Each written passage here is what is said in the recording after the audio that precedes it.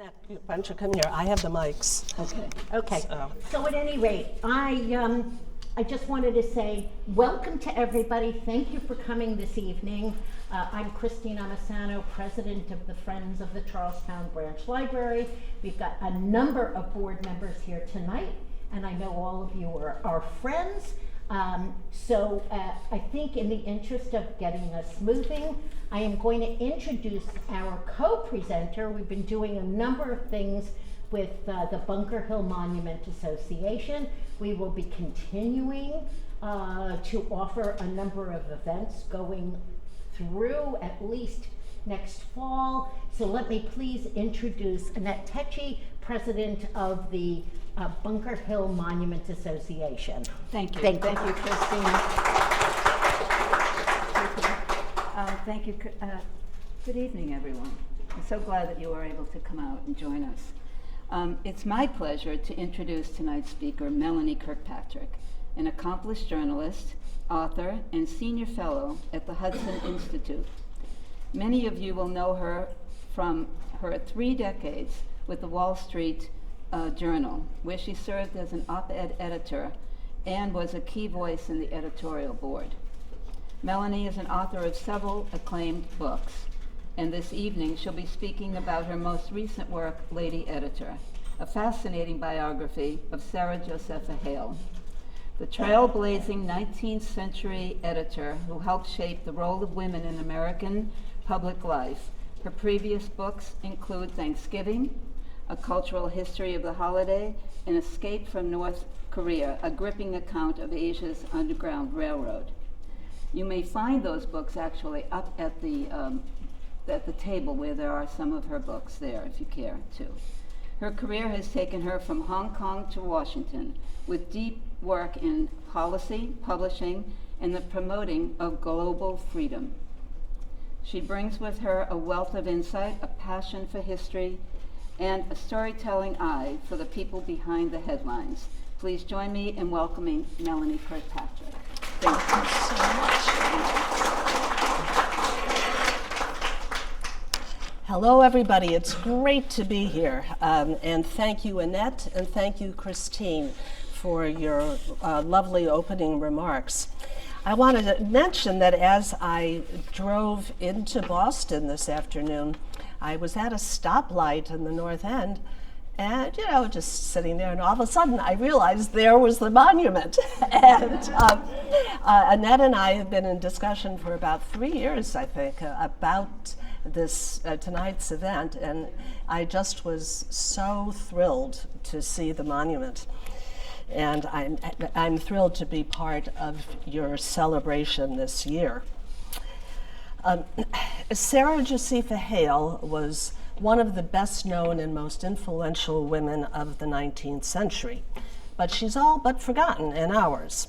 When she died in 1879 at the age of 90, after editing Godey's Ladies book and its predecessor, Boston's Ladies magazine, for 50 years, her passing was widely noted in the press. A Boston newspaper lauded her as an earnest worker in the cause of women's advancement. The Times of Philadelphia described her as one of the busiest women this country has ever produced. Harper's Bazaar, a competitor of Godey's Ladies book, eulogized her as the pioneer woman editor. Her essential role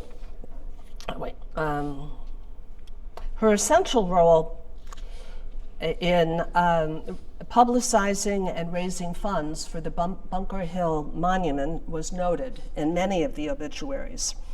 And looking back on her role today, we can see that she was one of, if not the first, major women to run a major philanthropy. Women usually were in the background.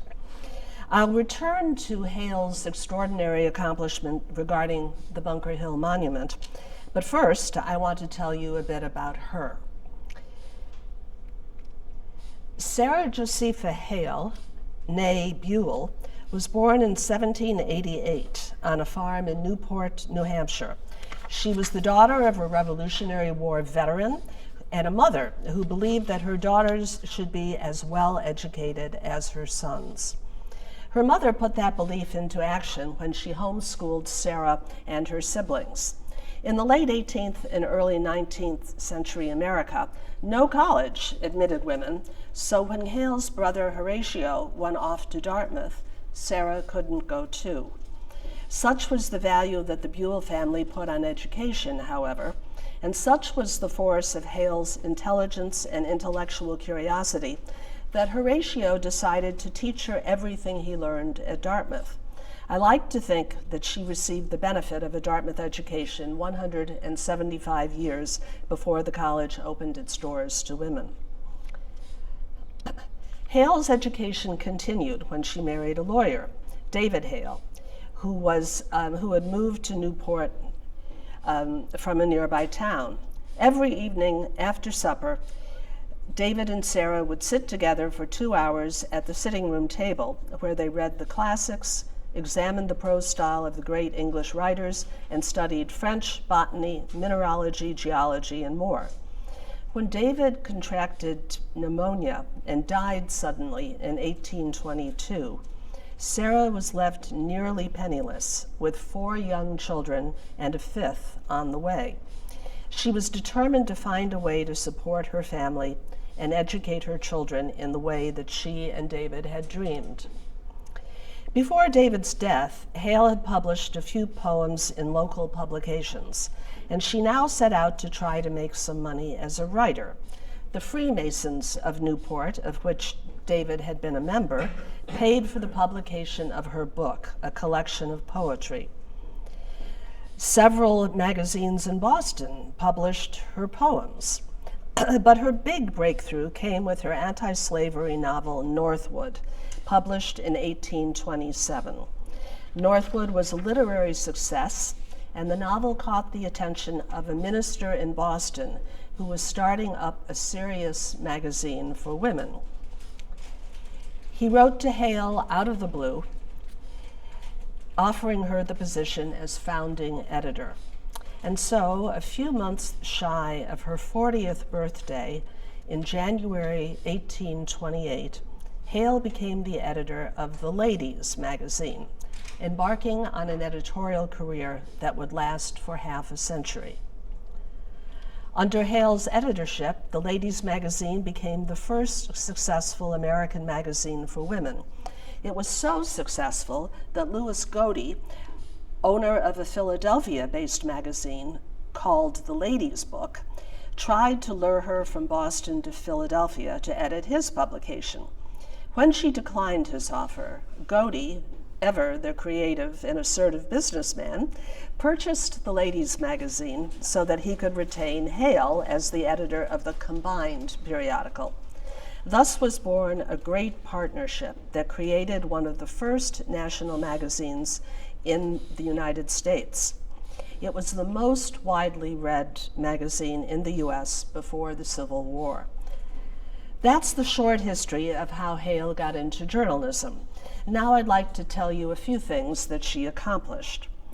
The range of her interests and accomplishments was enormous. She wrote about and offered opinions of on just about every topic of special interest to women. Who was Sarah Josepha Hale? Let me offer several answers. First, she was an author. According to the Yale Bibliography of American Literature, Hale wrote, edited, or contributed to an astonishing 129 books. That's in addition to the millions of words she wrote for her magazines.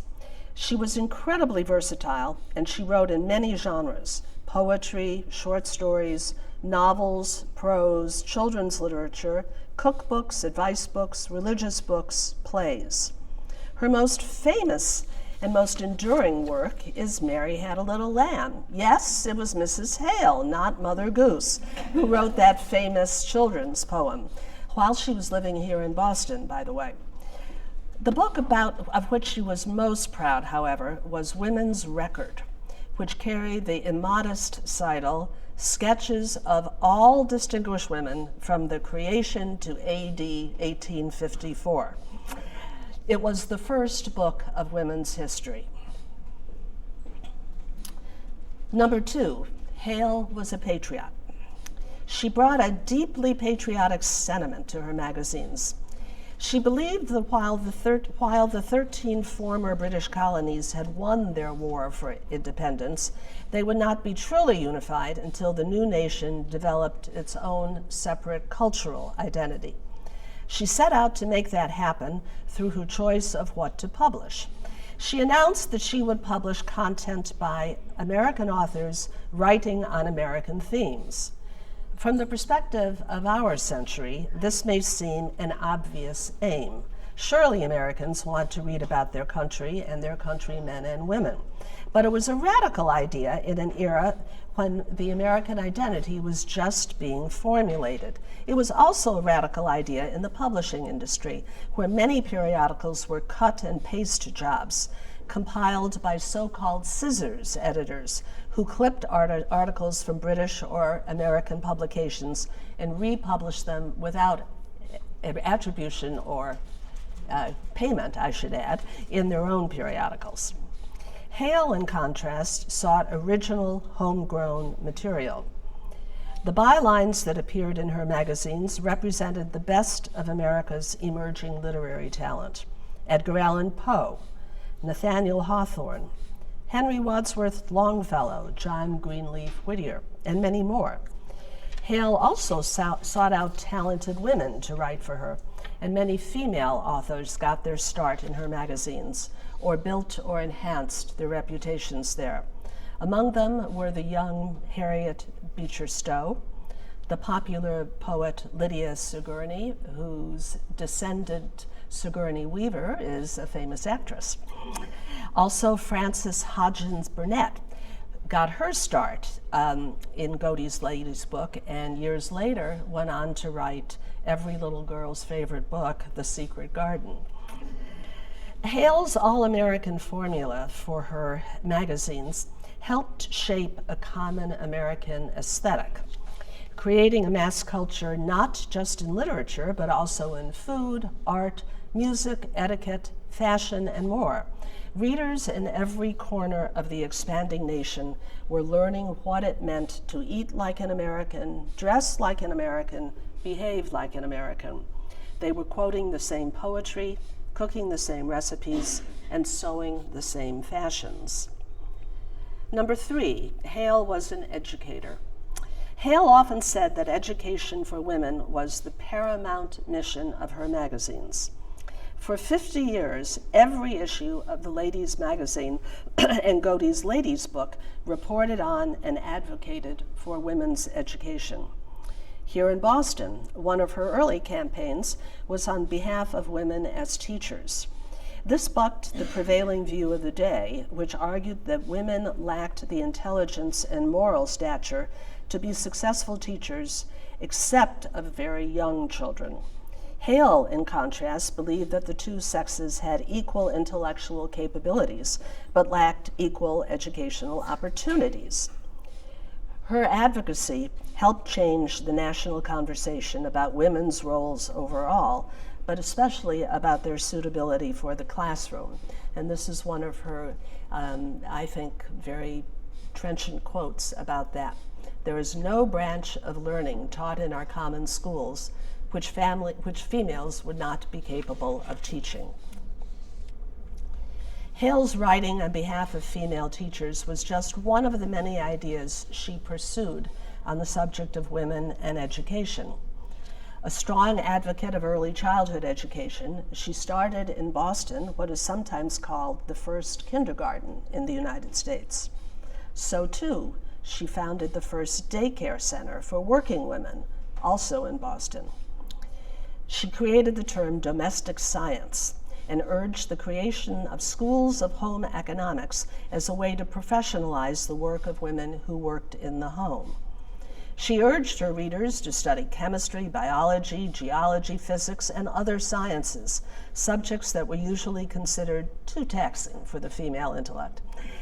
She encouraged women to become doctors. She published reading lists and self-study advice for readers who wished to extend their knowledge and improve their minds. She pushed for public funding of institutions of higher education for women. She supported vocational training for women to learn specific skills such as nursing and needlework. Her magazines were the go-to source for learning about new schools for women, educational philosophy, and teaching techniques. In her old age, she was a close advisor to the founder of Vassar College, successfully lobbying for the appointment of women to the faculty. Number 4, Hale was a style setter. There's no better example of Hale's sway as the preeminent cultural influencer of her day than 2 traditions she introduced to her readers in the 1840s that continue to flourish today. Ladies, if you wore a white wedding gown at your wedding, you can thank Hale for popularizing that custom after Queen Victoria's wedding to Prince Albert. So too, if your family decorates a Christmas tree, remember to tip your Santa hat to Mrs. Hale this December. The custom caught on in America after she published an engraving from a London newspaper of the Queen and her family gathered round a Christmas tree at Windsor Castle. Hale Americanized the engraving by removing Prince Albert's mustache, she loathed whiskers, and making the Queen's tiara disappear. Her changes, call them a 19th century version of photoshopping, transformed the picture into a cheerful domestic scene of an anonymous family gathered together to celebrate the holiday. Let me add a word about fashion here. Godey's Lady's Book was especially famous for its colorful fashion plates. Readers admired them so much that they would tear them out of the magazine, frame them, and display them on the walls of their homes. These plates are still readily available on eBay and other auction sites. The Lady's Book employed women in Philadelphia to hand color the fashion plates using watercolors. Despite the popularity of the fashion plates, and here's another one, Hale, in a word, loathed fashion, which she thought encouraged avarice and vanity and was a waste of time and money. Just as she wanted to cultivate an American literary culture, she wanted to encourage a simpler American style of dress based on comfort and freedom of movement. The 5th and final aspect of Hale's work that I wish to mention is the one for which she is probably best known today, Thanksgiving. Her advocacy transformed the local New England holiday, hey, let's go, yeah, there we go, into a nationwide celebration. Until 1863, when, at Hale's request, Lincoln named a National Thanksgiving Day, the date of the holiday was left up to the governors, who didn't coordinate. The holiday took place any time between September and December, or not at all if a governor didn't want to name a Thanksgiving day. And I'll tell you just a funny line I read in one book from the 19th century about Thanksgiving and the fact that it varied from state to state. The author wrote that there was a joke that if you planned your itinerary carefully enough, you could have a good Thanksgiving dinner every week from September to December. Anyway, the holiday we celebrate today has a direct link back to Lincoln's proclamation 162 years ago, which came as a result of Hale's advocacy, and I'd be delighted to tell you more about that during the Q&A period. And now, let me finally turn to Bunker Hill. The Bunker Hill Monument, I think as many of you know, was one of the first historic monuments in the United States. It was the brainchild of the Bunker Hill Monument Association, founded in 1823 by a group of notable Bostonians, all men, each of whom put up $5 toward the project. By 1825, the association had raised enough funds to purchase the site of the battle, 15 acres here in Charlestown. Next, it sponsored a competition for the design of the monument. The winning entry was, the winning entry was, we missed something here. No, that's all right. The winning entry was submitted by Solomon Willard, a local architect and stone carver. He envisioned a 221-foot-high granite obelisk. It was to be the first obelisk to be built in the United States. The cornerstone of the monument was laid on June 17, 1825, the 50th anniversary of the Battle of Bunker Hill, and it was signed in the presence of the Marquis de Lafayette, the French aristocrat and general who served in the Continental Army when he was a very young man during the Revolution. Lafayette was in the U.S. for a lengthy tour and visit to coincide with the 50th anniversary of the Declaration of Independence the following year. On the same occasion, famed orator Daniel Webster, then a congressman from the Boston area, delivered a stirring address. He blessed the construction of the monument and, in his famous phrase, bade it rise till it meet the sun. The event drew 100,000 spectators, including 190 veterans of the Battle of Bunker Hill. A dinner for 4,000 guests followed in a massive tent that had been erected on the building site. The dinner was probably an all-male affair, as ladies did not attend public gatherings. It lasted several hours, during the course of which 13 toasts were offered, the number corresponding to the original number of states. Guests lifted their glasses to, among others, the men who died at the Battle of Bunker Hill, the memory of President Washington, then President John Quincy Adams, then Governor of Massachusetts, Levy Lincoln Jr., and of course, to the yet-to-be-built monument. The campaign was off to a grand start, and then it all fell apart. Despite the monument's appeal to New England's abundant patriotism, the project wasn't popular in all quarters. There were businessmen who thought the site on which the monument was to be built could be better used for commercial activity in the burgeoning Charlestown area. Some clergymen preached against making donations to the construction fund, arguing that the money would be better spent on charities that helped the poor. It wasn't long before the directors of the Bunker Hill Monument Association were reduced to squabbling. Contributions lagged, and the construction proceeded only in fits and starts. For one 4-year period, the unfinished structure was left untouched, covered by a temporary roof. Enter Sarah Josepha Hale.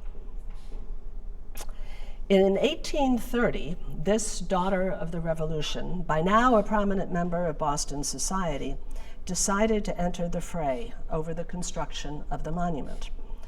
The proximate cause of her decision was the Bunker Hill Monument Association's last-ditch scheme to hold a lottery to raise the $50,000 needed to finish the project.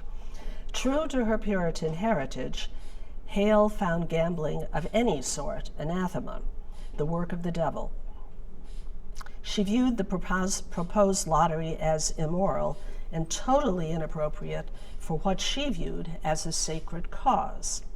Not only was the lottery unlikely to succeed in raising the necessary funds, she wrote in Ladies Magazine, it was also unworthy of the patriotic nature of the proposed monument. She decried the proposal as humiliating, even degrading, in its appeal to avarice and gambling propensities. Hale proposed instead a radical alternative. Let the women of New England raise the funds to rescue the monument. Under her proposal, put first in a letter to the association's building committee and then in an article in Ladies Magazine, the money was to come, quote, solely from the ladies. She instructed women not to turn to their husbands, fathers, or brothers with requests for contributions. Rather, they were told to raise it themselves, either by economizing on household expenses or by depriving themselves of luxuries. She reached back into ancient history and cited the example of the women of Rome, who in 390 BC gave up their gold jewelry to pay the ransom demanded by the Gauls who had captured their city. Critics of Hale's plan pointed out that since the common law gave husbands control of their wives' financial affairs, contributions by married women would ipso facto come from men, who might already have donated as much or as little as they wished. Hale countered by imposing a limit of $1 on the amount of individual contributions. Just about every woman who wished to make a donation would have at least that amount at her disposal from her housekeeping budget, she said. Contributions from children under the age of 12, both girls and boys, would also be accepted. What better way for mothers to instill a love of country in their sons and daughters? Hale's proposal caused a predictable stir. It was condemned in the Boston press in editorials thundering that women were stepping out of their proper sphere. One critic accused Hale of interfering in the affairs of men by telling them how to manage their money. Hale responded to the attacks with extreme tact, but without conceding an inch. She replied sweetly that her proposal was never intended to contradict the opinions of men. She declared that no woman should join the society formed to accept contributions without the consent of her immediate protector. But patriotic women want to do their part, she insisted. Such assistance was women's God-given responsibility, citing a higher authority than the newspaper editorialists of Boston. In the biblical book of Exodus, the women of Israel offered their jewelry for the building of a tabernacle. So too, the women of New England were willing to sacrifice their patriotic duty. Her argument won the day. On April 6, 1830, the Board of Directors of the Bunker Hill Monument Association passed a resolution accepting Hale's proposal. The resolution praised the patriotic ladies for their generous zeal in wishing to participate in the completion of the obelisk that would give honor to the names of their gallant countrymen who had died in the cause of freedom. And so the ladies' campaign began. Hale kept up the pressure in the ladies' magazine, printing updates and publishing sentimental poems written by herself and Lydia Sigourney, commemorating the heroes of the Battle of Bunker Hill. The ladies' committee she assembled in Boston sent circulars to every town in Massachusetts, encouraging women to form local fundraising committees.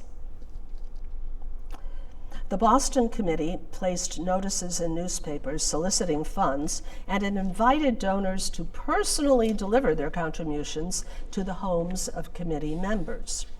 That invitation was a clever marketing move, in my view.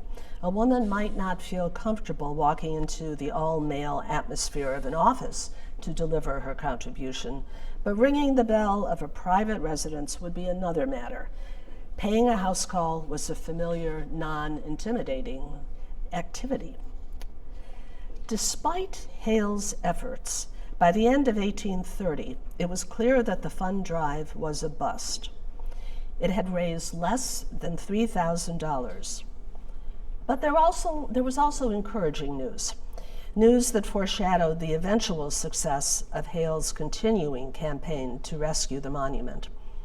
More than 3,000 women and children had, in the words of one chronicler, opened their hearts to the appeal. 10 years later, in 1840, construction of the monument was finally completed, thanks to a second round of effort by Hale and the ladies whose hearts had been opened in the earlier campaign she had organized. After the failure of the ladies' initial fundraising, the Bunker Hill Monument Association struggled on for another decade. By 1840, the association was out of money and in debt. At their annual meeting on the anniversary of the battle in June, the directors received a discouraging report. $40,000 was needed to clear the association's debt and finish the monuments. The report dolefully concluded, "Under all these circumstances, it must be confessed that it is extremely doubtful whether the present generation will have the pleasure to see the monument completed." Yet, there was a glimmer of hope. 2 donors were prepared to each give $10,000, but only if the association had a viable plan to raise the additional funds. At a follow-up meeting 8 days later, someone hit upon the notion of the association sponsoring a ladies' fair at which donated goods would be sold. The minutes of the meeting record that the proposal for a fair had been suggested by an unnamed lady. Could her initials be SJH? The idea didn't go over well at first. It was remarked that the most that had previously been raised from a ladies' fair in Boston was only $2,000 or $3,000. But no one had a better idea, and after vigorous discussion, the directors voted unanimously to give it a try. The next step was to enlist the help of Hale, who probably was the unnamed woman who had recommended a ladies' fair. By now it was the end of June 1840.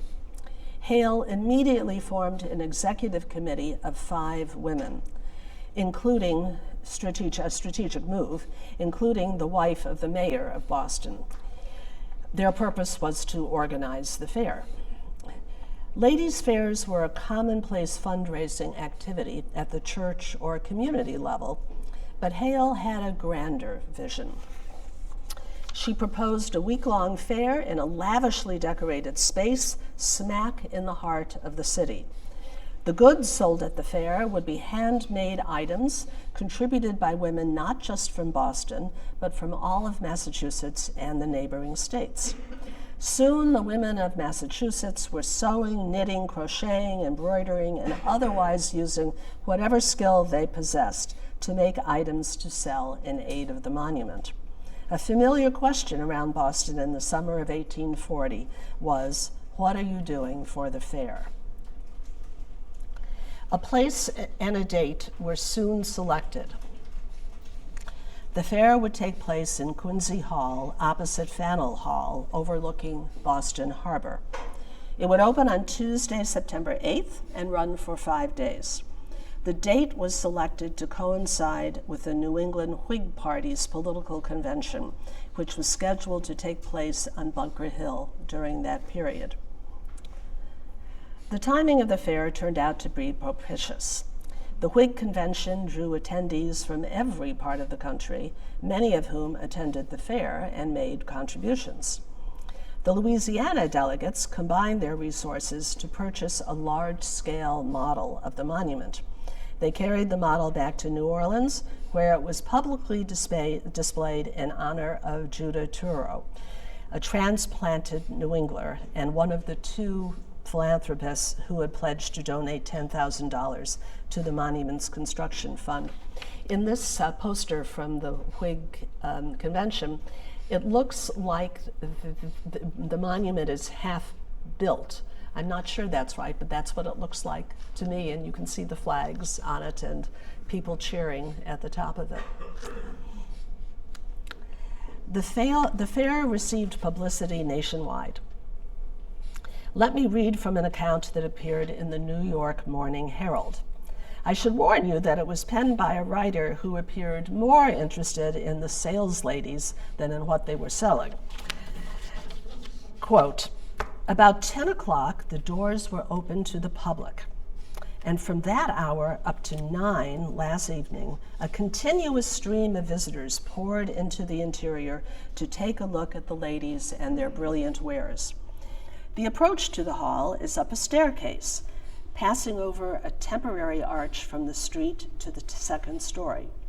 On entering, the visitor is struck with astonishment at the magnificence, richness, and extent of the ensemble. On my first visit, I could pay no attention to the rich wares and merchandise which were exhibited for sale. The crowd of fair and enchanting merchants occupies every moment. I never saw such a display of New England beauty, grace, and intelligence before. Some of the young ladies from the country were extremely beautiful, with most brilliant complexions and fine, full fronts, very much like the style of beauty in England.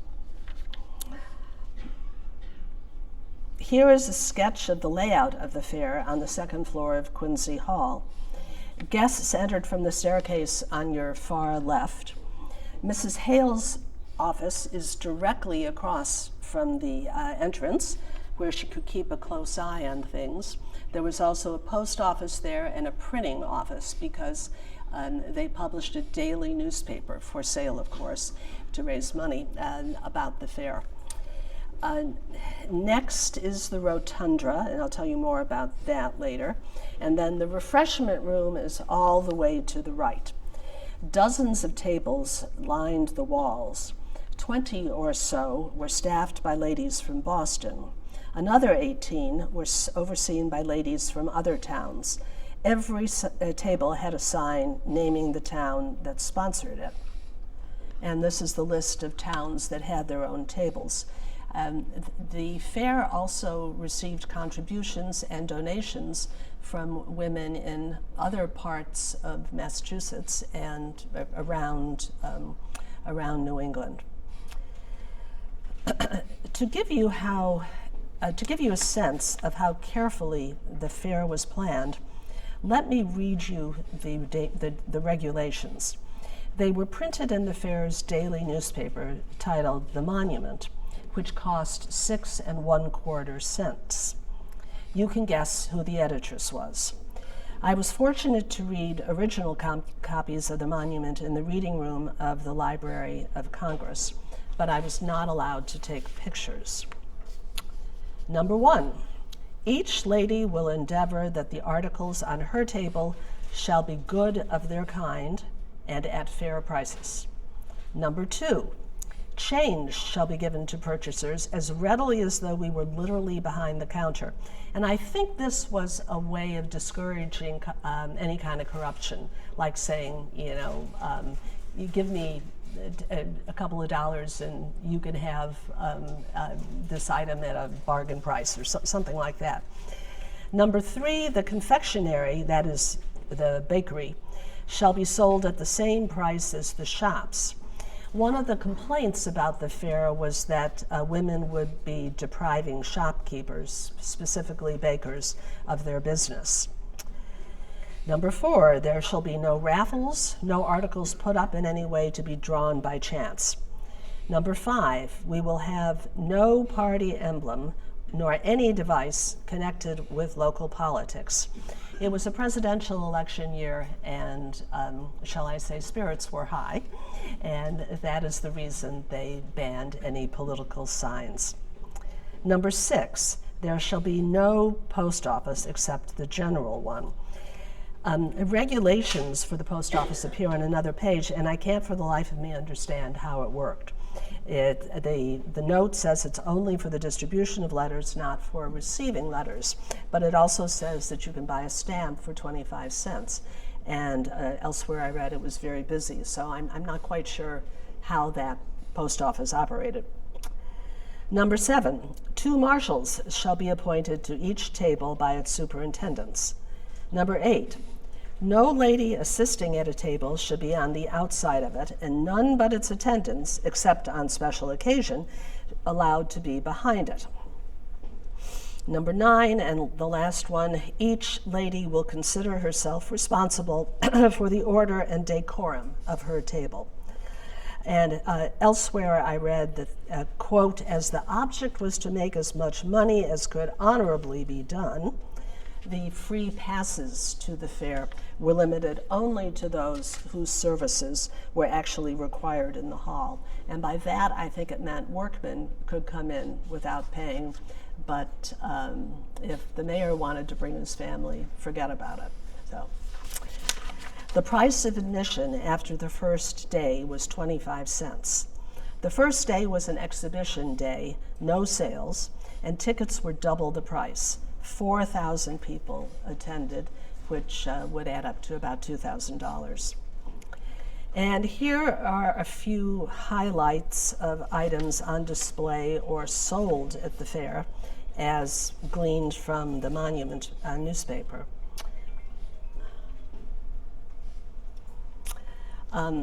As one entered the rotunda, that is after the second room after the entry hall, one would see lots of dahlias described as just under the roof, and a portrait of General Joseph Warren. Also in the rotunda was a model of the monument surrounded by an honor guard of women from Charlestown. It sold for $200 to the Whigs from Louisiana, as I mentioned earlier. In the hall itself, a great variety of items were available for purchase or display. Here are a few examples. There were branded souvenir items, such as coins on the left that read "Success to the Fair," and cup plates or coasters that you can take a closer look at if you'd like to later. But they were called cup plates because you were supposed to put your cup on them to, prevent spillage and drips and things. And there was a hymnal that was on display on table 5, and the hymnal had been found in the pocket of General Warren when he lay dead on Bunker Hill. I don't think it was for sale. I think it was display, but I'm not sure. Other items found in the sale were children's clothing, books, fruit, flowers, vanity cases, music boxes, card cases, gentlemen's dressing gowns, pin cushions, and the doll on the left, the drawing of which comes from the Bostonian Society. Also on display was something called the Ladies' Horror at table 2, and you could see it for 12.5 cents. I have no idea what it was, though it probably was. I would have paid 12.5 cents to find out. I'm thinking maybe it could have been a corset. I don't know. The Ladies' Horror. Autographs sold for $1 each. Among them was a letter from Mary Wollstonecraft, the English author best known for her 1792 book, A Vindication of the Rights of Women. There was a painting of George Washington. On the Nantucket table, there were shells for sale and ornaments that had been made from whalebone. On another table, there were 4 canaries, male, advertised as good singers, $7 each or $24 for the lot. In the refreshment room, there was a so-called sofa on high, reserved for veterans of the Revolution, and I found this interesting, for those who could remember the Battle of Bunker Hill.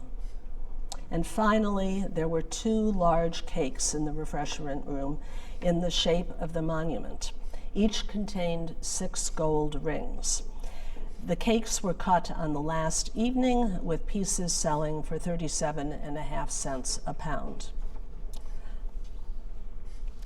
The Ladies' Fair succeeded beyond the Bunker Hill Monument Association's wildest expectations, raising $30,000, and a not very accurate, but a general account of how much that would be today is $1.1 million after expenses. The board of directors of the Monument Association were exuberant and passed a resolution commending the ladies for, quote, their enthusiasm, industry, ingenuity, and untiring activity in organizing and running the fair. Work on the unfinished monument resumed at a quick pace.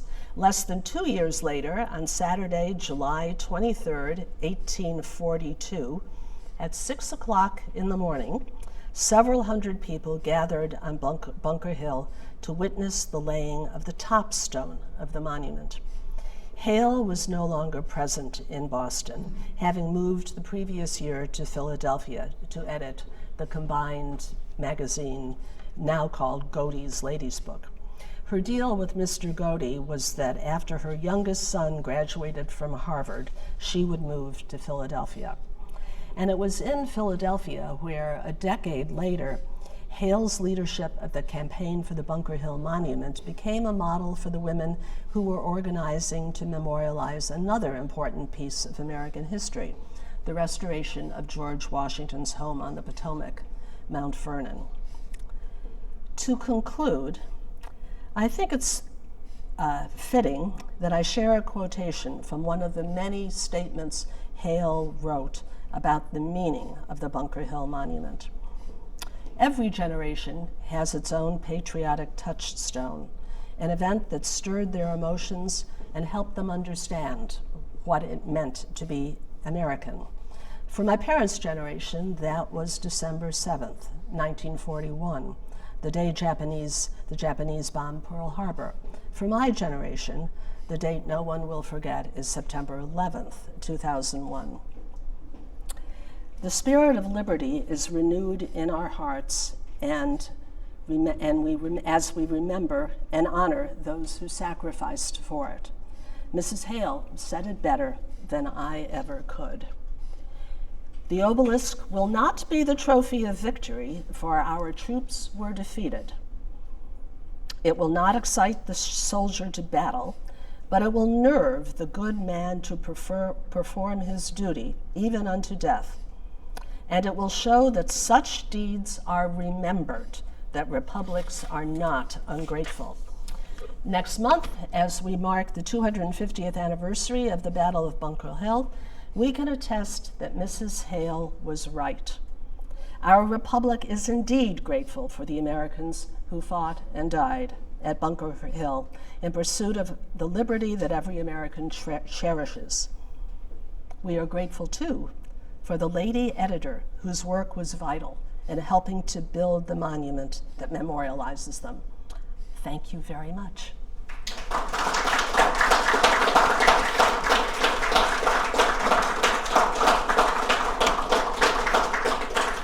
And I welcome your questions. Yes? Yes. Is there a record of the menu for the dinner of 4,000? Not that I discovered, Oh, okay. but What might have been served? it could very well. It was said that it was typical of a meal for the army. Oh, really? Nothing else could be delivered for that many For people. that people, huh? Oh, interesting. Yeah. So That's what the newspaper said. that's so good. Yes, Don. Was Sarah's father the patriot Nathan Hale? No, the family is no direct relationship. Yes. You showed a picture of the dahlias. What was the significance? Oh, the significant was that the decorations around the portrait of General Warren were dahlias. Of course, it was September, so the dahlias were in bloom, and I just, didn't have a real picture, so I put my own up. So why didn't Sarah Hale come to the laying of the cornerstone? It was a long way in Not 18. as far as General Lafayette's trip. Well, that's true. But Hale had to work.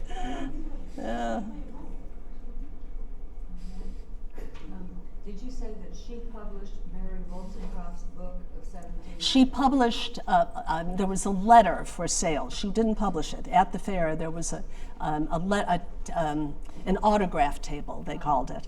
And one of the items for sale was a letter that Mary Wollstonecraft had written. I don't know what it said. I was interested because we had a book about Margaret Fuller, Uh-huh. who was from Boston, and I had never heard of her until we read the book. Yeah. And I think she died tragically in 1850, so I Mhm. didn't know whether this woman knew her among Hale, in her tome, Woman's Record, there's a profile of Margaret Fuller, whose intellect she admired greatly, but she wasn't crazy about her religion, which was, she was transcendentalist. Yeah. But it's a very thoughtful description of her work. What was her religion? Hale? Yeah. Hale started out as a Congregationalist, of course, and that was the only thing on offer at the time. And in Boston, I believe she continued in the Congregational Church. But once she reached Philadelphia, she became an Episcopalian. And that's probably in part because there weren't a lot of Congregationalists there, though I don't know this for sure. But also it was, what's the word? It was a prestige church in Philadelphia at the time, and the place where the intellectuals hung out, I think. So that had something to do with it. Did she leave a significant will? She left a will, yes, and this is kind of a sad story, but she left a will and gave specified items to her children, only 2 or 3 of which I think were still living. But more important and more distressing, nobody in the years after her death, until I think it was around 1918 or so, nobody was interested in her correspondence and in her other papers. And so the family saved the letters from named people, so there are lots of letters, and also some personal correspondence within the family. And they today are scattered all around the country. If you're interested, I'll tell you about my challenges researching this book. But they burned everything else. And it's such a loss, I think, that by that time, Godey's Lady's book I was out of date it had closed down by that time, but also the magazine had changed, and it was just a shadow of what it used to be, and it was really trivial stuff in the late 19th century. That's one reason. But the other reason was the issue that really took hold, the women's issue that really took hold, was suffrage by that period. And Hale was not in favor of suffrage for women. She thought that women had a more important role in advising men, that they could have a greater influence than actually voting.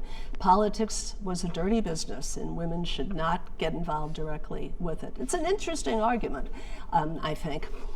But as she got older, there were a couple of indications that perhaps she was changing her mind. For example, she supported the election of women to school boards, and which, as we know, is one of the ways that women got their toe into the political sphere.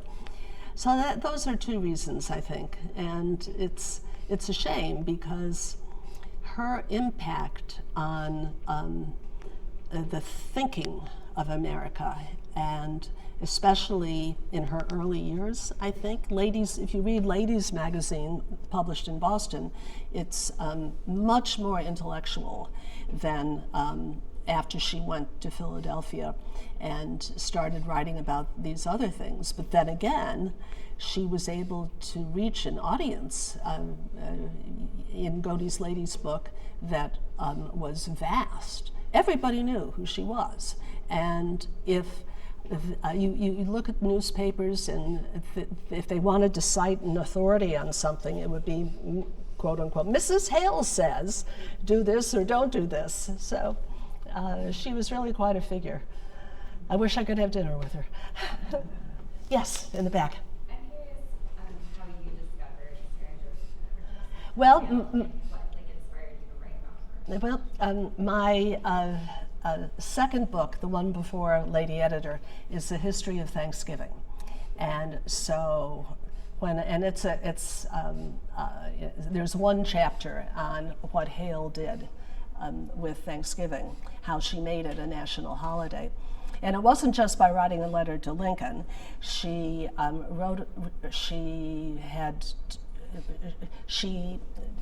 had a campaign in Godey's Lady's book to generate support for a national Thanksgiving holiday. And she would also publish articles about Thanksgiving or a short story set on Thanksgiving. And she helped create this whole aura of Thanksgiving. And she knew everybody, and she wrote to congressmen and senators. She wrote to presidents. There are 4, I think, surviving letters from presidents saying, much as we like your idea, Mrs. Hale, it's not constitutional, and so I forget about it. But then Lincoln, in the middle of the Civil War, decided, forget about the Constitution. He was going to do it. He didn't even mention the Constitution. After the war, she continued to harass that's the right word, badger the presidents, who all went along. And so by the time she died, the national holiday was pretty well established. Yes? This might be a little off topic, but if Dr. Major General Joseph Warren didn't die at the Battle of Bunker Hill, do you think he would have been the first president of the United States? Oh gosh, that's a really interesting question, and I don't know the answer. I'm not it's not something I've studied. I know he is a great figure who had charisma and intelligence, and maybe. But Washington just sort of was such the overwhelming favorite. He was able to bring the country together and the politicians together in a way that was so remarkable. It's kind of hard to imagine anybody else having the ability to do that. And he was from the South. And being from Massachusetts would have been a strike against his favor, I think, when it came time to select a president. Thank you. I bet somebody else here will have a thought about that to tell you after we finish. He was what? He was popular. Yeah. Yeah, he was certainly popular. So, well, I guess that's it. Thank you. Thank you.